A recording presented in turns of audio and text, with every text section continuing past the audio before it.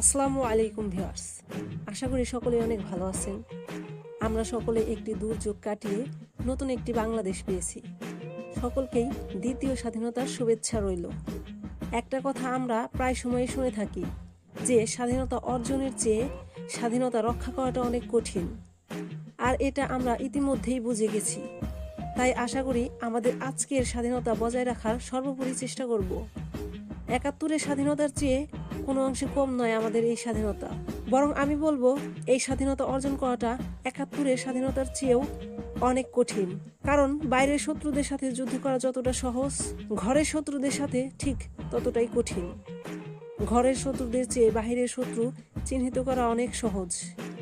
যাই হোক, আমরা আর পিছনে ফিরে তাকাবো না, শুধু সামনে অগ্রসর হব ইনশাআল্লাহ।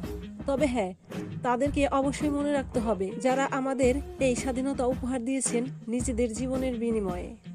তারা আমাদের উপরে ভরসা করে নিজেদের জীবন দিয়ে দেশকে স্বাধীন করেছে। তাদের সেই ভরসায় স্বৈরাচার ও দুর্নীতিমুক্ত একটা নতুন বাংলাদেশ আমরা গড়ব ইনশাআল্লাহ। তাদের জীবনের বিনিময়ে আমরা আমাদের উজ্জ্বল ভবিষ্যৎ পেয়েছি। আমাদের নতুন প্রজন্ম পেয়েছে একটি উন্মুক্ত আকাশ, নিজেদেরকে উজ্জ্বল নক্ষত্র হিসেবে মেলে ধরার। তাই আমরা নিজ নিজ স্থান থেকে দুর্নীতিমুক্ত থাকব এবং আশেপাশের মানুষগুলোকেও দুর্নীতিমুক্ত থাকতে উৎসাহ দেব।